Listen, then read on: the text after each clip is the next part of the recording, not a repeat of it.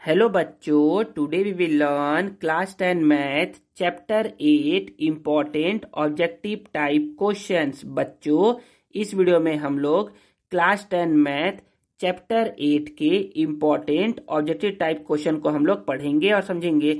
बच्चों, इस objective type question में हम लोग क्या करेंगे, सबसे पहले पढ़ेंगे हम लोग एमसीक्यूज को, जिसको हम लोग बोलते हैं बच्चे choose the correct answer, and then हम लोग पढ़ेंगे बच्चे फिल इन द ब्लैंक्स को।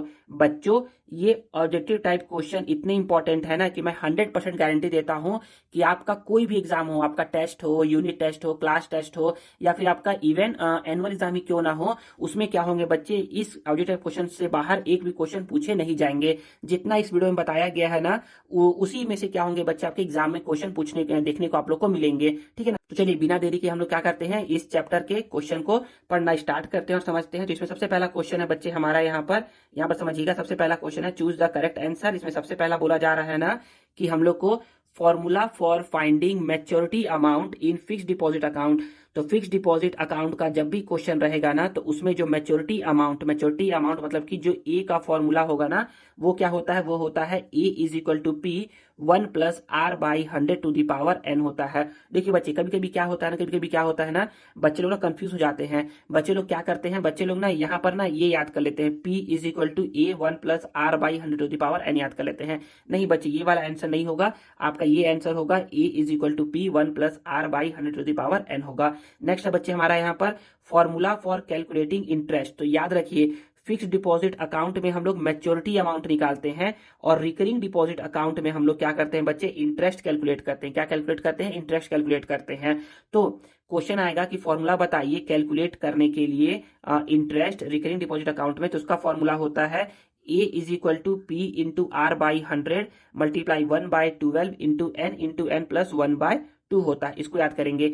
अब एक नया क्वेश्चन मैं आपके लिए बना रहा हूं यहाँ पर देखिए, formula for calculating maturity amount. Formula for calculating maturity amount, यहाँ पर इंटरेस्ट नहीं होगा, क्या होगा, मैच्योरिटी अमाउंट होगा इन रिकरिंग डिपॉजिट अकाउंट के लिए। तो याद रखिए, मैच्योरिटी अमाउंट का जो फॉर्मूला होता है ना, वो होता है P इंटू एन प्लस आई होता है, कि कितना पैसा आपने कितने महीनों तक जमा किया है प्लस इंटरेस्ट। तो मैच्योरिटी अमाउंट का फॉर्मूला होता है रिकरिंग डिपॉजिट अकाउंट के केस में P इंटू एन प्लस आई, P इंटू एन प्लस आई।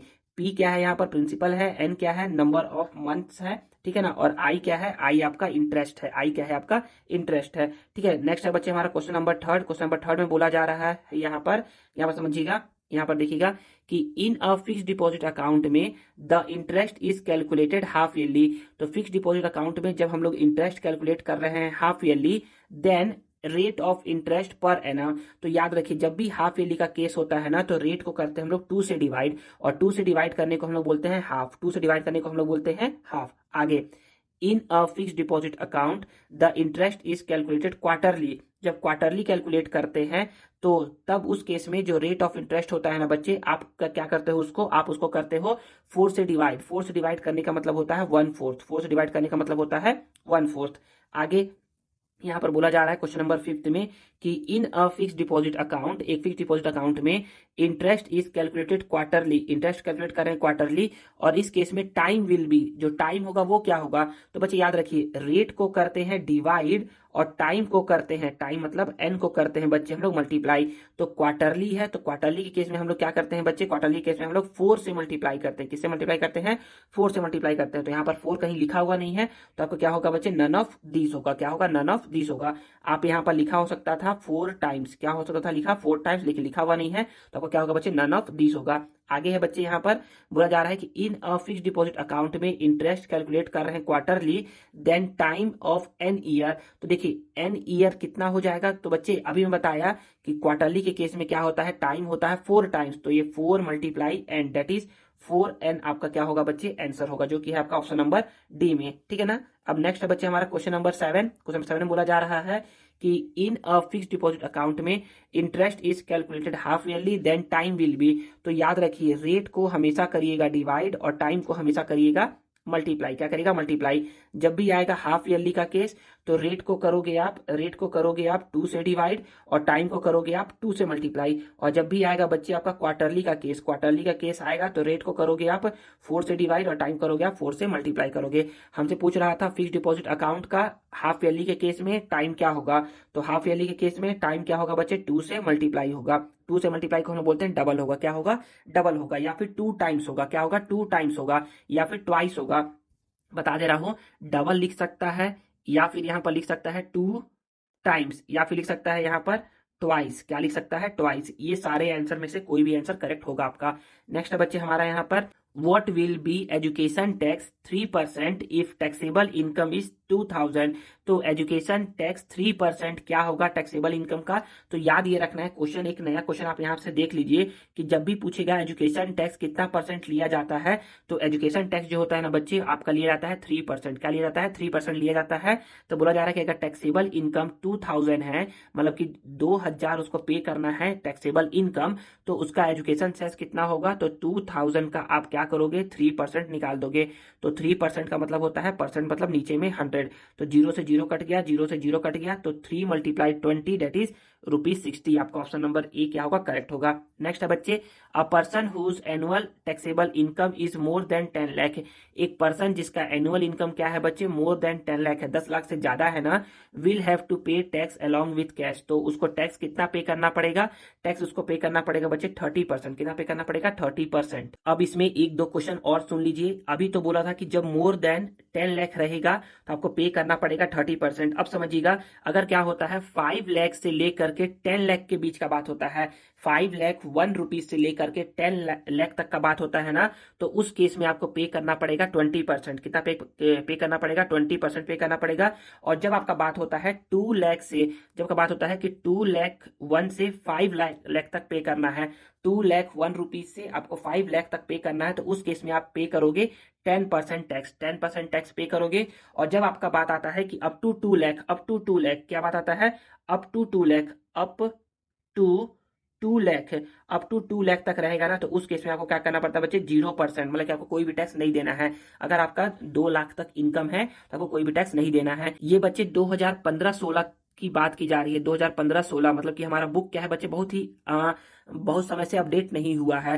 तो 2015-16 के टाइम में ही जो डिफाइन किया गया था उसी के अकॉर्डिंग मैं बता रहा हूं आप लोग को। जब नया बुक आएगा, नया टैक्स स्लैब आएगा तो बताया जाएगा आप लोग को उसके अकॉर्डिंग। तो चलिए हम लोग को क्या हो गया बच्चे, क्वेश्चन नंबर 9 हो गया कंप्लीट। क्वेश्चन नंबर 10 को हम लोग पढ़ते हैं। क्वेश्चन नंबर 10 में बोला जा रहा है यहाँ पर समझिएगा कि the amount in which the amount deposited only can be withdrawn after maturity for the fix time period. देखिए नाम ही बोल रहा है फिक्स टाइम पीरियड के बाद क्या कर सकते हो तुम, विड्रॉ कर सकते हो। जो भी अमाउंट तुमने डिपॉजिटेड किया है उसको हम लोग बोलते हैं बच्चे फिक्स डिपॉजिट अकाउंट बोलते हैं। क्या बोलते हैं, फिक्स डिपॉजिट अकाउंट बोलते हैं। बहुत ही इजी क्वेश्चन था। फिर बोला जा रहा है the period of financial year. तो फाइनेंशियल ईयर का जो पीरियड होता है ना बच्चे, वो क्या होता है, वो होता है आपका 1 अप्रैल से 31 मार्च तक। 1 अप्रैल से 31 मार्च तक के पीरियड को हम लोग बोलते हैं financial year period, financial year period या फिर पीरियड ऑफ फाइनेंशियल ईयर। अब क्वेश्चन आ सकता है ना कि ना फाइनेंशियल ईयर कब स्टार्ट होता है, स्टार्ट कब से होता है, तो स्टार्ट होता है 1 अप्रैल से। और एंड कब होता है, एंड होता है 31 मार्च को। एंड कब होता है 31 मार्च को होता है। तो क्वेश्चन नंबर 11 हो गया है। क्वेश्चन नंबर 12 देख लेते हैं। क्वेश्चन नंबर 12 में बोला जा रहा है यहाँ पर कि the amount on which interest is calculated is called. तो ऐसा अमाउंट जिसपे इंटरेस्ट कैलकुलेट करते हैं उसको हम लोग बोलते हैं बच्चे प्रिंसिपल। क्या बोलते हैं, प्रिंसिपल। प्रिंसिपल पर ही क्या करते हैं हम लोग, इंटरेस्ट कैलकुलेट करते हैं। नेक्स्ट है बच्चे हमारा यहाँ पर the number of half year in 18 month.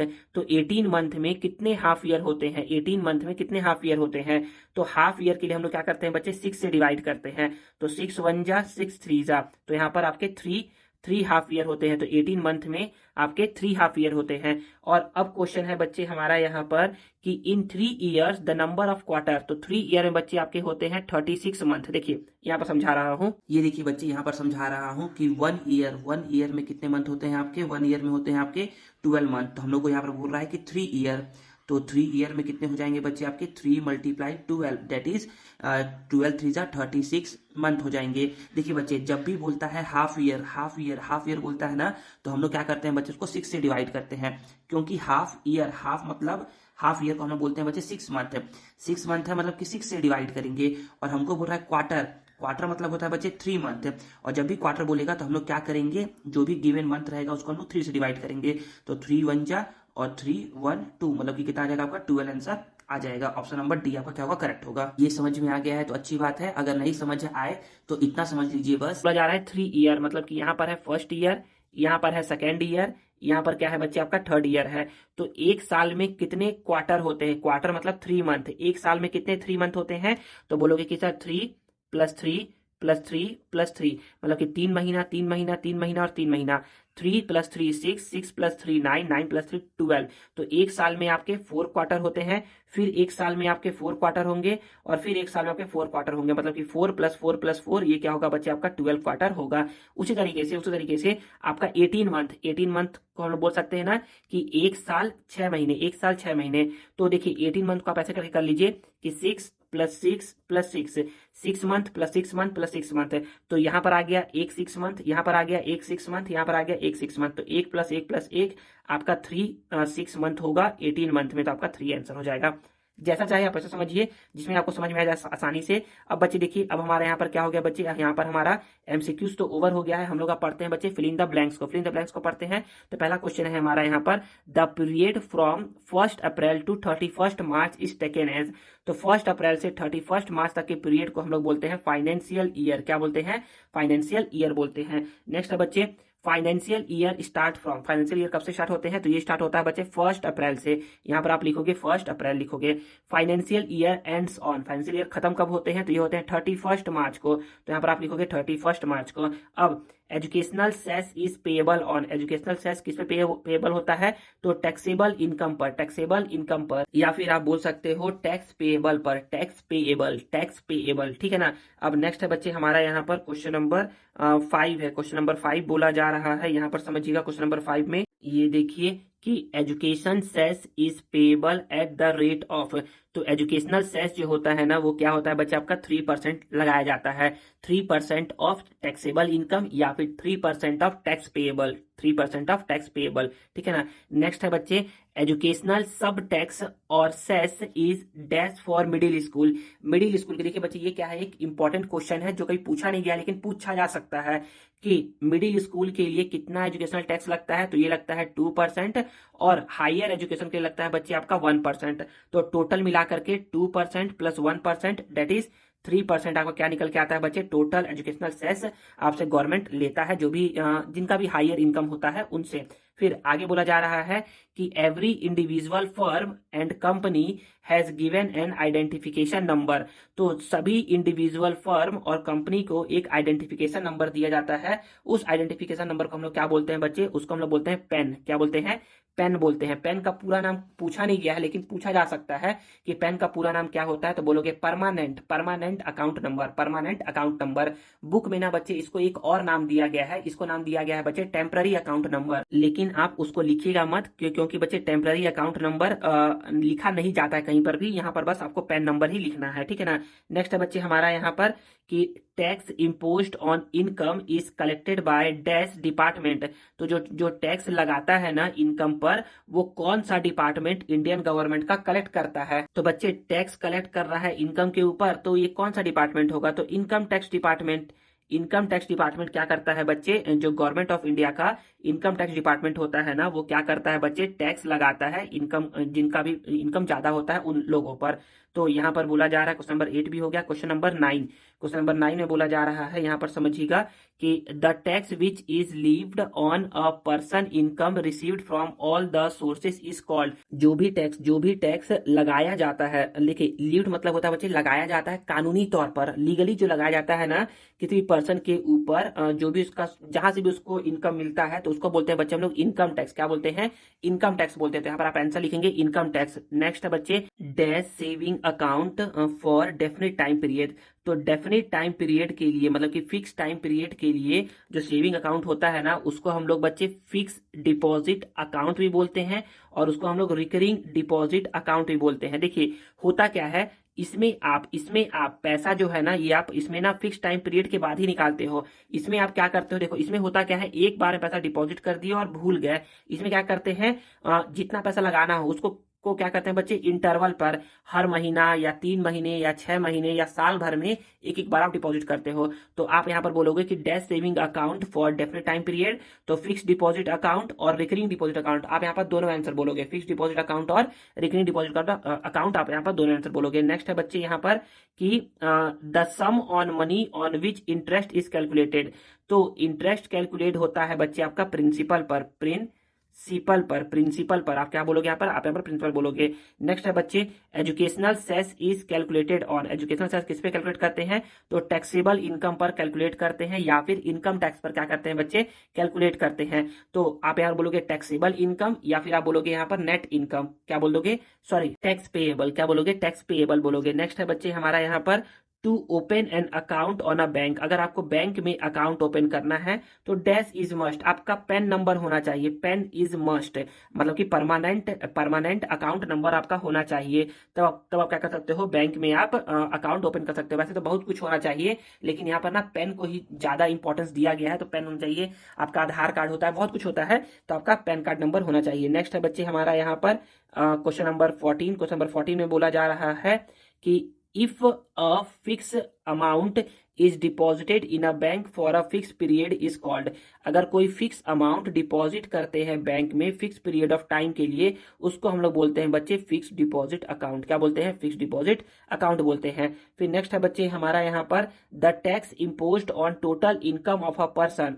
तो total income of a person पे जो टैक्स लगाया जाता है उसको हम बोलते हैं बच्चे इनकम टैक्स, क्या बोलते हैं, इनकम टैक्स बोलोगे आप। फिर नेक्स्ट है आपका यहाँ पर क्वेश्चन नंबर 16 में बोला जा रहा है, यहाँ पर समझिएगा कि if the interest in fix deposit account is calculated on 6 month. 6 month की जगह हम लोग हाफ ईयरली भी बोल सकते हैं कि अगर जो इंटरेस्ट है ना फिक्स डिपॉजिट अकाउंट के लिए वो कैलकुलेट हो रहा है 6 मंथ बेसिस पर, तो rate will be as percentage. तो रेट क्या होता है बच्चे, रेट होता है बच्चे आपका हाफ होता है, क्या होता है, रेट होता है आपका हाफ, रेट क्या हो जाएगा बच्चे आपका हाफ हो जाएगा। अब नेक्स्ट है question number 17, if the interest in fix deposit account. अगर फिक्स डिपॉजिट अकाउंट का क्वेश्चन है तो उसमें जो इंटरेस्ट है ना कैलकुलेट किया जा रहा है ऑन क्वार्टरली बेसिस के ऊपर, तो रेट क्या होगा बच्चे, तो रेट होता है 1/4, क्या होता है 1/4 होता है, FOURTH 1/4, या फिर आप बोल सकते हो इसको 1/4 बोल सकते हो। नेक्स्ट है बच्चे हमारा यहाँ पर, इसको समझिएगा, क्वेश्चन नंबर 18 में बोला जा रहा है कि an amount is deposited in recurring deposit account. तो रिकरिंग डिपॉजिट अकाउंट में अमाउंट को डाला जा रहा है, डिपॉजिट किया जा रहा है फॉर 2 ईयर्स के लिए। Then number of monthly instalment, जो नंबर ऑफ मंथली इंस्टॉलमेंट है ना फॉर कैलकुलेशन ऑफ इंटरेस्ट के कैलकुलेशन के लिए वो कितना होगा, तो 2 साल के लिए डिपॉजिट किया जा रहा है, तो मंथली डिपॉजिट किया जा रहा है, तो 2 मल्टीप्लाई एक ईयर में होते हैं 12 मंथ, तो 12 2 जा 24 मंथ आपको क्या करना है बच्चे, पैसा डिपॉजिट करना है। नेक्स्ट है बच्चे हमारा यहाँ पर dash account is proper for the person, for that person who wants the money on any time. कौन सा अकाउंट उसके लिए बेस्ट रहेगा, उस पर्सन के लिए जिसको पैसा किसी भी टाइम पे चाहिए पैसे, तो उसके लिए क्या होता है बच्चे, सेविंग अकाउंट सबसे अच्छा होता है, जिसको पैसा कभी भी चाहिए, कभी भी पैसे को विड्रॉ कर सकता है, कभी पैसे को डिपॉजिट कर सकता है, तो उसके लिए क्या है बच्चे, सेविंग अकाउंट है। नेक्स्ट है बच्चे यहाँ पर इफ वी, यहाँ पर समझिएगा, आप समझ लीजिएगा ऐसे करके, हाँ बिल्कुल, यहाँ पर देखिएगा बोला जा रहा है if we don't require the amount for a fix period. अगर हमें क्या करना है, कुछ पैसों की जरूरत नहीं है कुछ फिक्स टाइम पीरियड के लिए, then dash account is proper for us. तो कौन सा अकाउंट हमारे लिए सबसे अच्छा रहेगा, तो हमारे लिए रहेगा बच्चे fix deposit account. Fix deposit account क्या रहेगा बच्चे, हमारे लिए बहुत अच्छा रहेगा, क्योंकि बच्चे इसमें इंटरेस्ट क्या मिलता है, अच्छा मिलता है। तो एक ये भी याद रखिए कि ना जब भी इंटरेस्ट आता है ना बच्चे, तो फिक्स डिपॉजिट अकाउंट में तुमको ज्यादा इंटरेस्ट मिलता है, फिर उसके बाद रिकरिंग डिपॉजिट अकाउंट में इंटरेस्ट ज्यादा मिलता है, और सबसे कम मिलता है बच्चे सेविंग अकाउंट में मिलता है। तो सबसे ज्यादा मिलेगा फिक्स डिपॉजिट अकाउंट में, उससे कम मिलेगा रिकरिंग डिपॉजिट अकाउंट में, और उससे भी कम मिलेगा आपको सेविंग अकाउंट में, ठीक है ना। तो ये आपका हो गया है एक्स्ट्रा क्वेश्चन के तौर पर। नेक्स्ट है बच्चे हमारा यहाँ पर the total number of quarter in a year. तो एक साल में कितने क्वार्टर होते हैं? क्वार्टर मतलब होते हैं 3 मंथ। एक साल में आपके 4 क्वार्टर होते हैं। कितने क्वार्टर होते हैं? 4 क्वार्टर होते हैं। The total number of half year. Half year कितने होते हैं एक साल में? हाफ ईयर बोल लो या फिर 6 मंथ बोल लो, 6 मंथ बोल लो। तो एक साल में बच्चे आपके 2 6 मंथ होते हैं या फिर 2 हाफ ईयर होते हैं। नेक्स्ट है बच्चे यहाँ पर there are dash half year in this one. तो यहाँ पर लिखाया हुआ है 1 और 1/2। तो एक एक है मतलब कि यहाँ पर एक साल है। एक साल में यहाँ पर आपके 2 हाफ ईयर होते हैं, और हाफ है मतलब कि यहाँ पर आधा मंथ की, मतलब कि एक, मतलब कि हाफ ईयर है, मतलब यहाँ पर 6 मंथ की बात किया जा रहा है। तो यहाँ पर 2 + 1 3 हो जाएगा। आप ऐसे करके बोल सकते हो कि there are 3 half year in this one, या फिर आप ऐसा करके बोल सकते हो 2 का पहले 1 से मल्टीप्लाई करवाएंगे 2 और +1 करेंगे तो 3/2। तो 3/2 है, हमको निकालना है हाफ ईयर। हाफ ईयर के लिए हम लोग क्या कर देंगे? 2 से मल्टीप्लाई कर देंगे, तो 2 से 2 कट जाएगा, तो यहाँ पर क्या आ जाएगा बच्चे? यहाँ पर आपका 3 आ जाएगा। तो बोलोगे सर अभी तो आपने बताया था सर कि 6 से डिवाइड करते हैं एमसीक्यूज में। हाँ बच्चे, मैंने उसको मंथ में कैलकुलेट किया था, तब मैंने बताया था 6 से डिवाइड करते हैं। आप इसको भी मंथ में कैलकुलेट कर लो अगर करने का मन हो तो। आप ऐसा कर सकते हो कि 1/2 ईयर को 1/2 ईयर को जब आप सॉल्व करोगे ना, तो आपका क्या आएगा बच्चे? 3/2 ईयर आएगा। और इसको आप जब आप मंथ में चेंज करोगे तो यहाँ पर एक साल में होते हैं 12 मंथ, ठीक है ना। तो 2 1 जा 2 6 जा, तो 6 3 जा 18 मंथ आपका आ जाएगा। और 18 मंथ में कितने हाफ ईयर होते हैं? उसको 6 से डिवाइड कर लो, तो 6 1 जा 6 3 जा आपके 3 हाफ मंथ होते हैं, या फिर 3 6 मंथ होते हैं। नेक्स्ट है बच्चे identification number of income tax पे इज नोन एज। तो आइडेंटिफिकेशन नंबर जो इनकम टैक्स पे करने वाले को दिया जाता है वो होता है बच्चे परमानेंट अकाउंट नंबर। आप उसको पेन बोल सकते हैं। क्या बोल सकते हैं? आप उसको पेन बोल सकते हैं। बस यही क्या है बच्चे, आपका इतना ही आंसर था।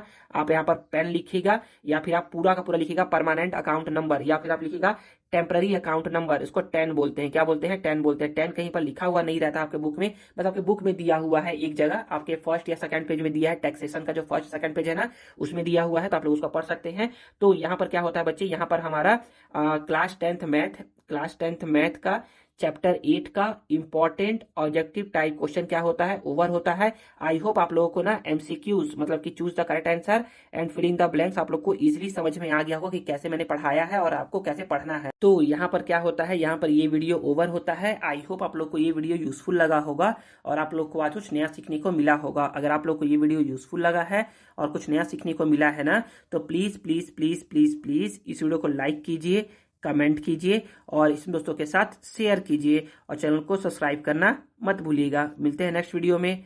Thank you.